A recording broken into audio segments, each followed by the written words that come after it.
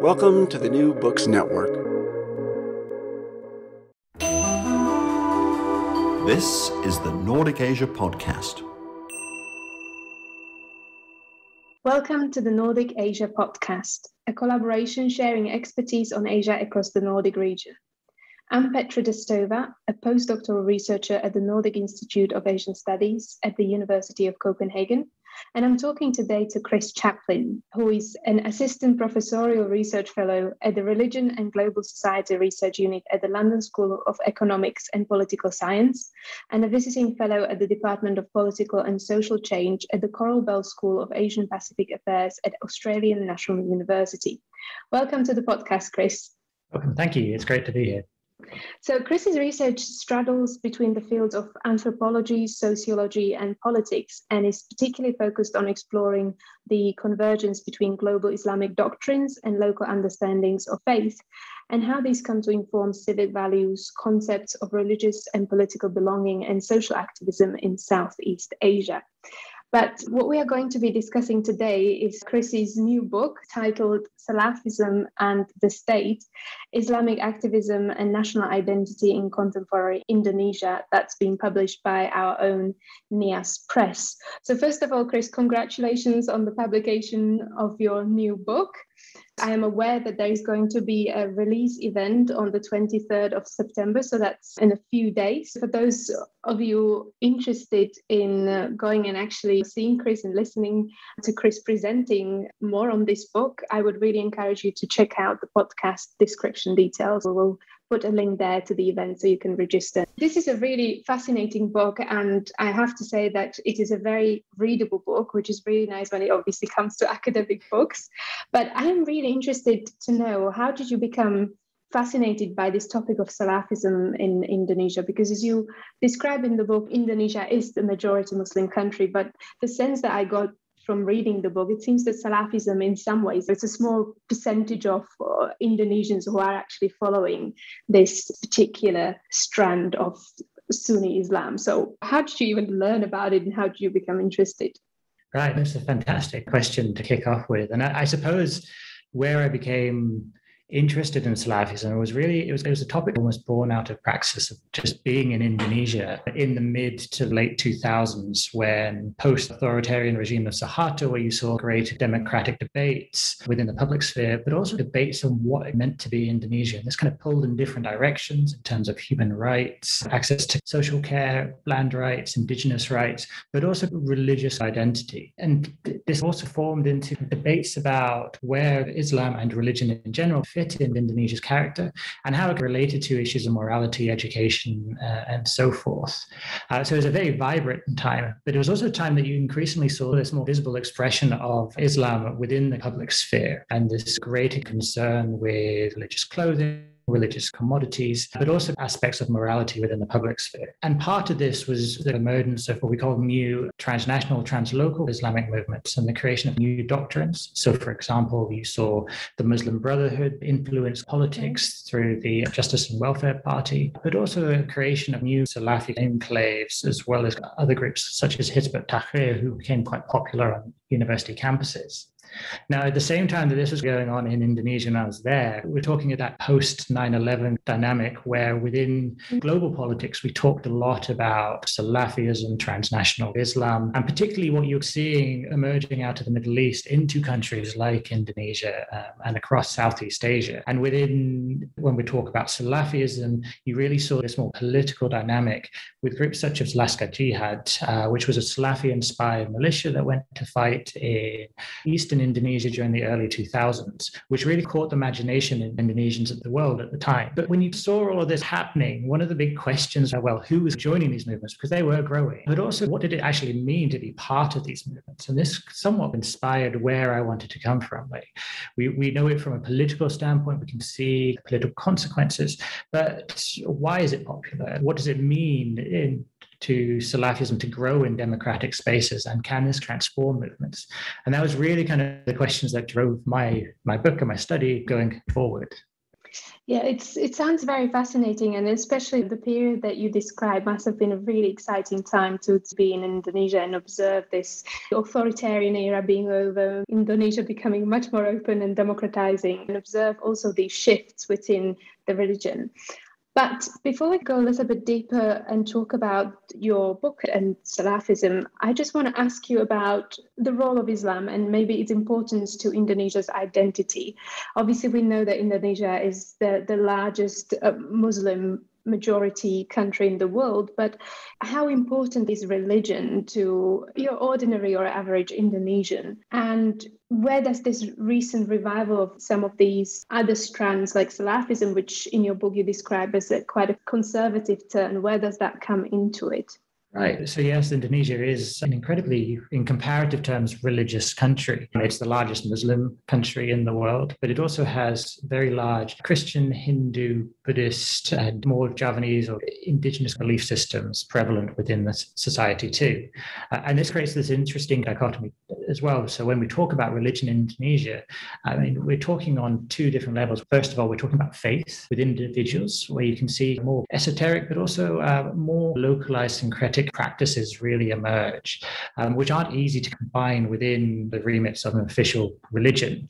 There's a lot of anthropologists, for example, that do talk about Javanese practices and rituals as well, and how these somewhat overlap or sometimes don't necessarily fit with Islam or Christianity and so forth.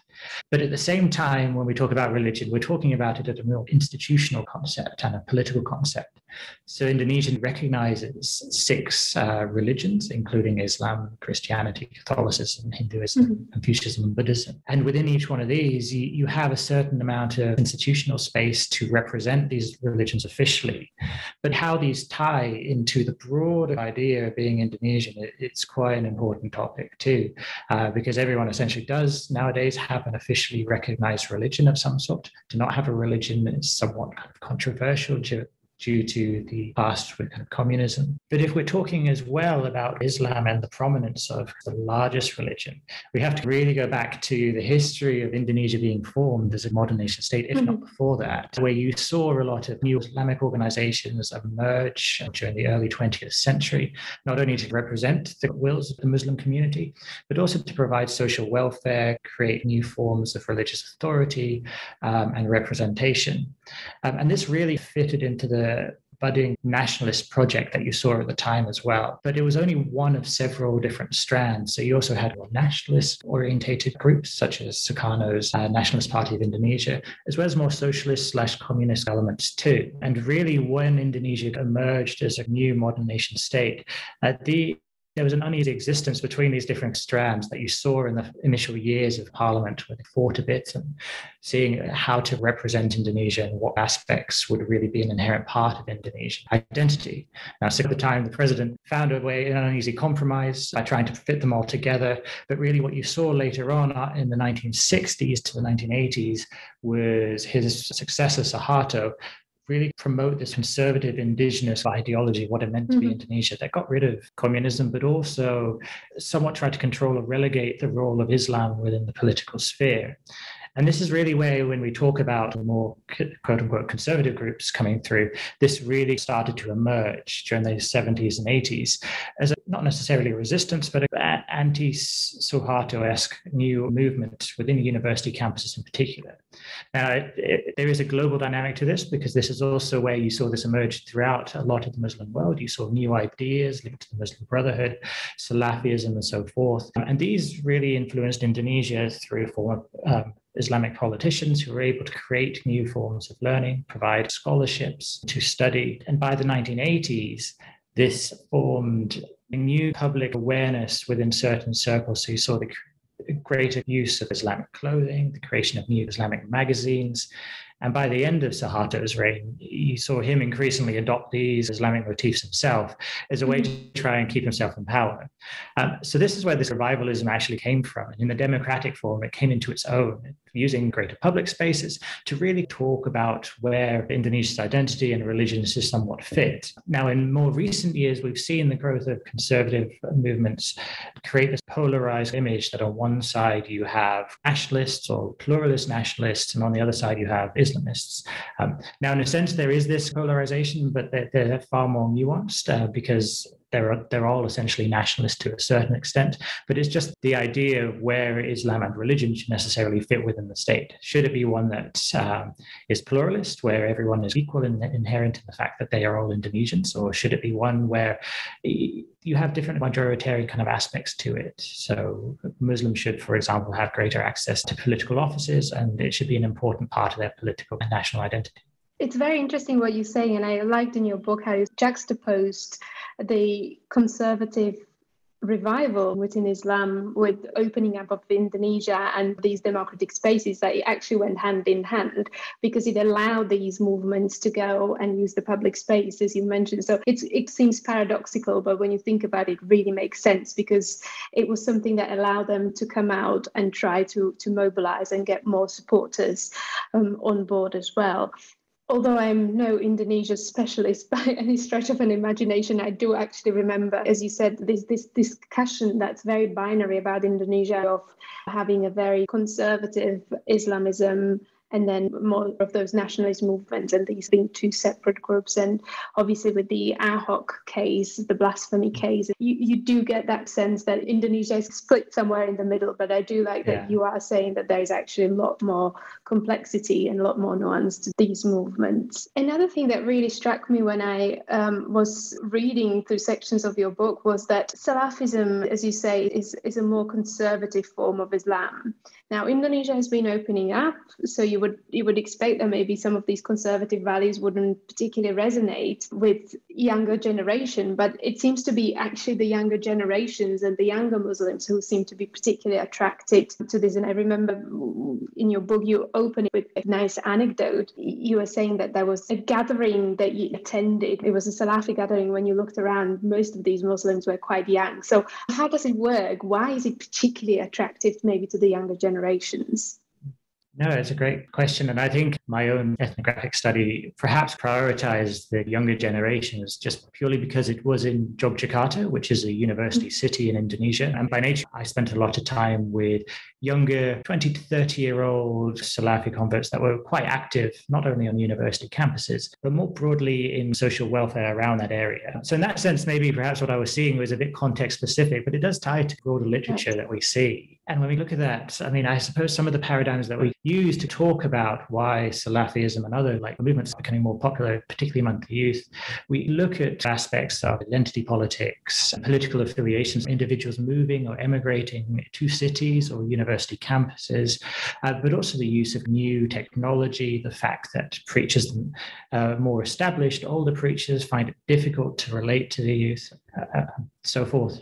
And there's an incredibly rich study that looks at these things. And this all, when we look at Salafism, ties in because these are all relevant aspects of it, but they also talk to why it can provide a moral certainty for these individuals when they move to these places and why it might appeal.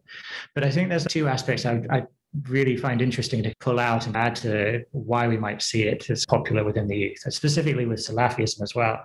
And the first one is, comparatively speaking, Salafism is actually quite egalitarian and communal in nature. So while it is incredibly strict in the sense that it wants to be as literal as possible, when it comes to debating what this strictness means in society and how you should spread it, it's actually quite communal. The emphasis and the onus is on your study group, but also on yourself. So preachers themselves are quite accessible. You can talk about different aspects, even the anxieties you might have about trying to be Salafi in a non-Salafi type of world. One anecdote example from my fieldwork with this is one individual who struggled because when he went home, his father told him to shave off his beard, which is obligatory for most Salafi men, but his father saw it as somewhat too conservative, too extreme. Now, in order to rectify exactly how he could remain pious or identify it as pious, but yet kind of respect his parents, he went to scripture, but he also went to his immediate colleagues and debated the point out, where they talked about the fact that, well, actually, yes, you need to respect your parents. So perhaps not having a beard is permissible in this sense until you can convince your father otherwise. So we can see that there's this communalistic nature to it, which does make it appealing. And to add to that as well, individuals themselves are quite adept at using modern technology to promote the movement through radio, through new kind of apps that you can download on your phone, online learning, and so forth. And this ties into the second aspect, which I think is why it's important. And that's the fact that it's quite decentralized in the way that Salafism works. There isn't one organization that promotes Salafism. It's quite franchised out in a certain way, which means that when individuals begin to propagate with or promote it in a certain environment, they're relatively free to a certain extent of how they do so and how they make it appeal to other individuals. So why it's popular with youth on university campuses is because they begin to promote it as something that is not only enriches yourself in a more religious way, but enriches you in terms of your spiritual, but also your professional growth. So it can help you with memorizing for study. It can help you in sharpening your mind to engage in businesses, engage in philanthropy, social welfare. It can give you opportunities to do this. So we see it tie itself into the broader idea of a modern, forward-looking, and essentially middle-class professional Indonesian. And this is why you saw it appeal to university students within Yogyakarta. So would you then say that it has this cosmopolitan identity or reflects some kind of cosmopolitan identity? Yes, with the caveat that what I saw was only one part of a very fragmented movement. So there are rural Salafi groups and they all contest each other a bit. But yes, there is definitely a cosmopolitan element of it, particularly based within science faculties within universities.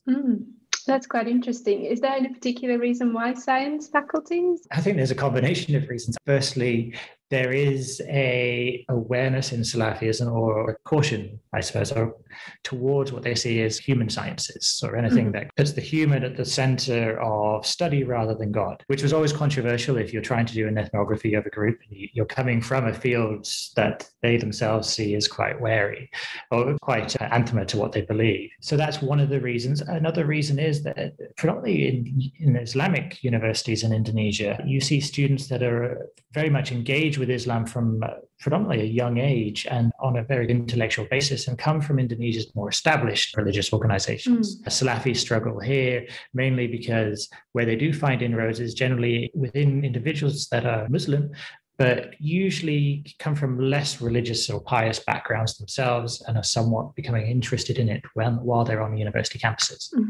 That makes sense. And I do remember you mentioning something similar in your book with some of the older members or the first wave of activists who were not necessarily too religious to start with, but then converted and to this more conservative form.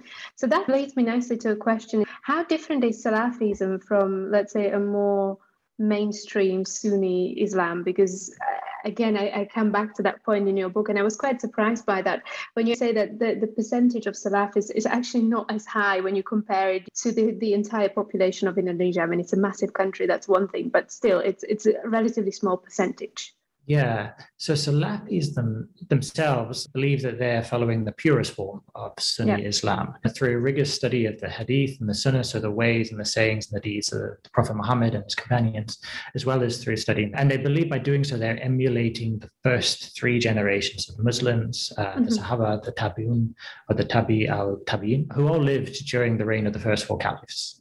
Now, in fact, the term Salafi itself derives from as-Salaf, which refers to the Muslims that preceded you. Now, in doing this and their aim in emulating the Prophet Muhammad and the original generations of Muslims, they're not necessarily being unique to Sunni Islam in this sense. And in fact, there have been many other groups that claim to be doing the same throughout Islamic history, as well as in contemporary society. And this includes the al-Hadith that you saw in the Abbasid Caliphate, but it also includes kind of groups on pretty much every Islamic group that you see across Indonesia at the time that believe they're following the original history of kind of Islam. This contemporary Salafism emerged during the 1960s and 70s, and it was a way of looking beyond the traditional schools of jurisprudence that you see in Islam and scrutinizing hadith through the concepts of what's called critique evaluation, developed in particular by one Islamic scholar called Muhammad al-Albani, who taught in the University of Medina during the 1960s.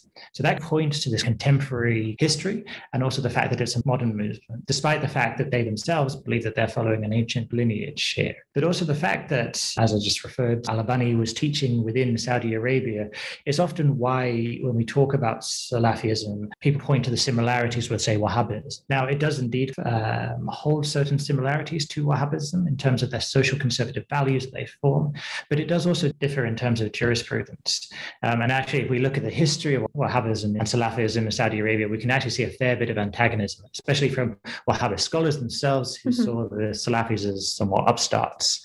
But if we refer to Indonesia and where Salafism comes into it, we can see that it differs predominantly from more mainstream Sunni Islamic organizations, particularly those such as Nahdlatul Ulama, mainly because it doesn't follow the same school of jurisprudence. In fact, it doesn't follow a school of jurisprudence, whereas Nahdlatul Ulama follow the Shafi school. But also you see kind of fundamental difference in kind of creed and the way that scholars are revered, but also the way that it mixes with syncretic practices.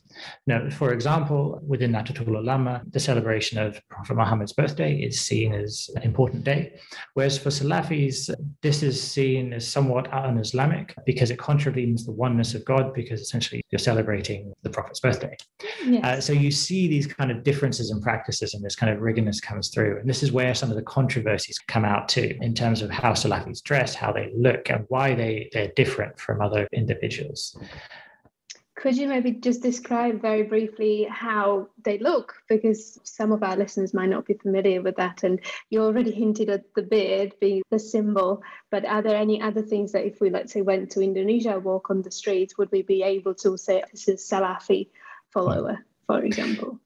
Sure. So by trying to emulate the Prophet in the first three generations of Muslims themselves, what you see is Salafi dress in very particular ways. When we talk about the way that Salafi men dress, they'll usually have a beard. They usually wear robes or long religious trousers that never fall below the ankle, while as women usually will wear the niqab, the full veil. Depending on which Salafi faction or fraction they're from, they might wear the full face veil or they might not. This differs from more established or traditional Islamic clothing that you see in Indonesia, which can include the songkok, the black hat that men wear, as well as sarongs, which are quite common around mosques, as well as within women not wearing necessarily the whole face veil, but wearing more jilbabs or kind of headscarf. So there is this difference that you see within the way that they dress. Now, adding to that, they enforce strict gender segregation, which again in Indonesian society is not something that you necessarily see within schools, university, or public spaces. I wonder how is this rise in more conservative forms of Islam, such as Salafism, affecting contemporary Indonesian identity or the developments thereof, and the state of democracy in the country? Because as we discussed, democracy was the enabling force in many ways, but is there now a bit of retraction, or is it causing some kind of problems for the development of Indonesian democracy? Well, the journey of Salafism across Indonesian democracy is fascinating. It's one that's waxed, waned, and ebbed and flowed in terms of how it interacts with public institutions and how it conceives of the state. And I find this fascinating when we look at it as a movement itself. So despite the fact that Salafism or Salafi beliefs see democracy as somewhat a man-made form of government, and therefore it somewhat contravenes the idea that God should be at the center of governance, Indonesian democracy has, if we're going to be completely honest, been quite beneficial to the Salafi movement in the sense that it gives it the space to engage with society openly, as well as participate in public debates. So if we compare perhaps to what happened previously under Suharto, where Salafi organizations grew, but they grew quite privately, quite secretly, and in quite limited spaces, now they're able to publish magazines, they're able to take to the radio waves, even to TV nowadays, as well as to the internet. And they have, in this sense, contributed to a very lively Islamic debate, but also one about where Islam should fit within 21st century Indonesia. Now, there are adverse effects of this, and we are seeing that across Indonesian society, specifically when we talk about Islamic minority groups in Indonesia, for example, the Shia or the Ahmadiyya, both of which the Salafis have targeted within their doctrine and their writings as groups that are anathema to what they see as proper Islamic beliefs. Now, it's quite important to stress that Salafis are not the only ones that have targeted these groups. And in fact, Salafis themselves, they rarely will go out and target these groups through violence or anything, while other groups may do so. But they nevertheless contribute to the narrowing of the public spaces for these kind of religious minorities.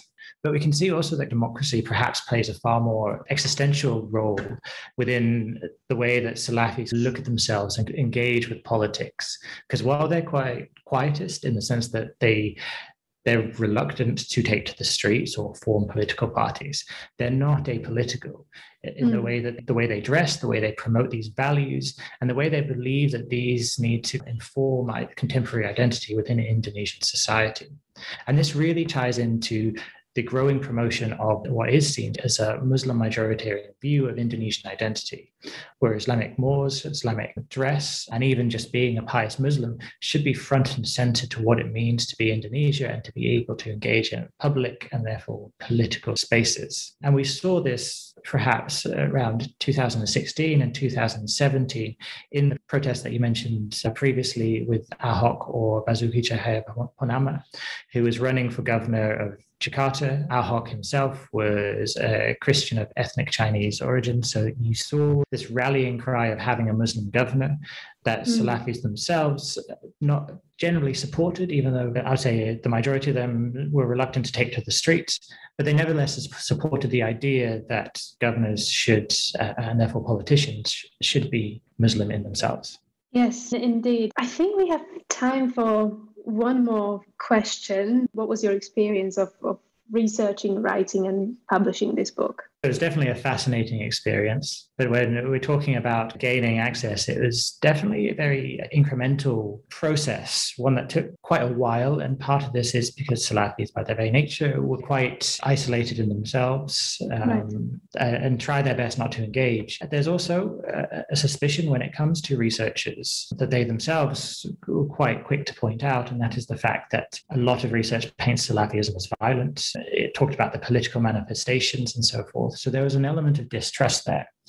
However, through engaging with different Salafis slowly, especially through Salafi schools and student unions, incrementally, I was able to attend lectures with them. As I began to engage with these groups, we started to build up rapport. I mean, while there was a certain amount of difference in where I was coming from, being a European white male that's non-Muslim, there was also an element of commonality that we started to see, and that was through the academic institutions that we were part of in themselves at the time, and the fact that we'd all somewhat studied in universities and saw that as important. And from that as well, as I started to engage and they started to allow me to attend first their lectures and then engage more thoroughly with them, I was also able to see that there was certain justifications at play here too. For example, there's an Islamic concept of hidayah, and that is God-given guidance, the idea that God will lead you to Islam in the end. And while I saw my engagement as purely academic based, there is a secondary element that the more that he learns, perhaps he will become Muslim.